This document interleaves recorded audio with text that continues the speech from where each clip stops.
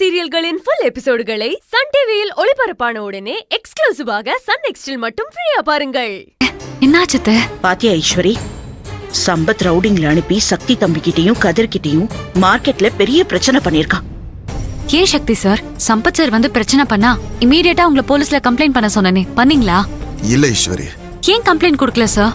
சம்பத் வரல, 2 ரவுடி பசங்க வந்து பிரச்சனை பண்ணாங்க, சண்டை போட்டாங்க. அதையெல்லாம் பார்த்து நம்ம ஃபைனான்ஸ் பண்ற கடைக்காரங்க எல்லாரும் ரொம்ப பயப்படுறாங்க. உங்க பிரச்சனையில எங்க எல்லாரையும் போலீஸ் ஸ்டேஷனுக்கு இழுத்து விட்டு அலைய விடாதீங்கன்னு சொல்றாங்க ஈஸ்வரி.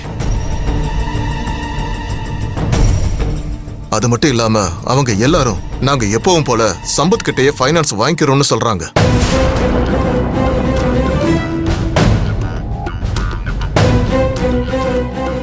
சித்தப்பு, என்ன சித்தப்பு நீயே நல்லா கட்ட பொம்மன் மாதிரி முரட்டு மீச வச்சுக்கிட்டு நீ சம்பத் அமிச்ச ஆளுங்களுக்கெல்லாம் பயந்து நின்றுருக்க. நீ உன் கையால அவங்க செவுள்லயே 4 அடி விட்டு அவங்கள விரட்டி இருக்க வேண்டாமா? அட நீ சும்மா இரு சித்தப்பு. ஏண்டா, சித்தப்புக்கு தான் வயசாகி போச்சு, அதனால அவர் அப்படி பண்ணிட்டாரு. நீ வயசு பைய தானே, சின்ன பைய தானே, நல்லா அந்த ஆளை அடிச்சு அப்படியே ஓட விட்டுருக்கலாம்லடா. இல்ல ப்ரோ, அது அழகு என்னடா நடந்து முடிஞ்சதை பத்தி பேசி என்ன பிரயோஜனம்?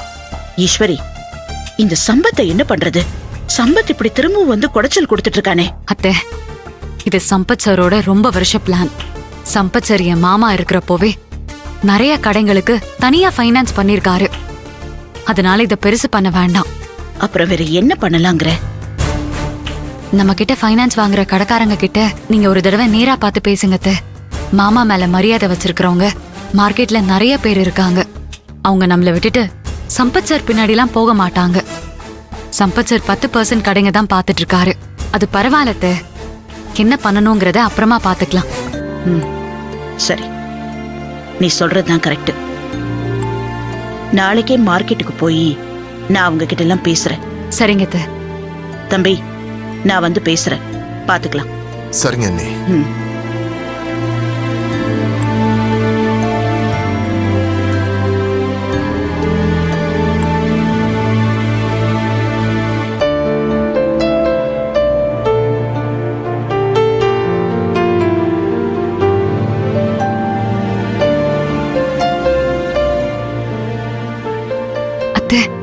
என்னத்த?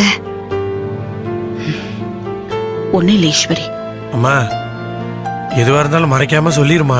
இல்லடா அழகு, மார்க்கெட்டை பொறுத்த வரைக்கும் இத்தனை வருஷமா நாம ஃபைனான்ஸ் பண்றதை தாண்டி அங்க வேற யாரையும் வரவிடாம வச்சிருந்தோம். அதான் உன் அப்பாவோட லட்சியம், ஆசை எல்லாமாவும் இருந்தது. ஆனா அந்த லட்சியத்துக்கு இப்போ வில்லனா இப்போ சம்பத்தே இந்த மாதிரி வேலையெல்லாம் செஞ்சுக்கிட்டு இருக்கான். அவன் மேல நான் எந்த அளவுக்கு நம்பிக்கை வச்சிருந்தேன், அந்த நம்பிக்கையோட ஒவ்வொரு செங்கலையும் உருவி என்ன தரமட்டமாக்குவான்னு நான் எதிர்பார்க்கவே இல்லடா. அத்தை, நீங்க கவலைப்படாதீங்க அத்தை. எனக்கு நம்பிக்கை இருக்கு. அவரோட கேரக்டருக்கு ரொம்ப நாளா அவரால் ஃபைனான்ஸ் பண்ண முடியாது. நீங்க பழையபடி கம்பெனி பொறுப்பை ஏத்துக்கோங்க அத்தை.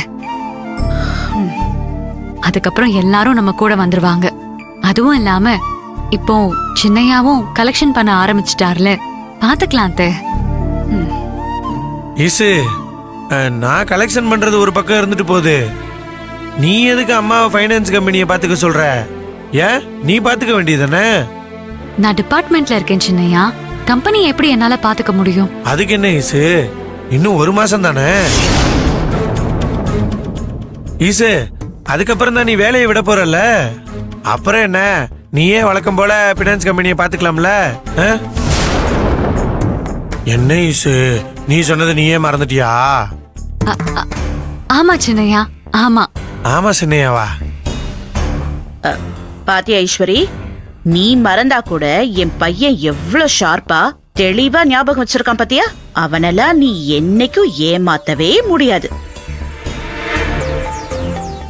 இங்க பாரு, நீ சொன்ன மாதிரி வேணும்னா 1 மாசத்துக்கு நான் இந்த மார்க்கெட் பொறுப்பெல்லாம் ஏத்துக்கிறேன். அதுக்கப்புறம் நீதான் எல்லா பொறுப்பையும் எடுத்துக்கணும், சரியா?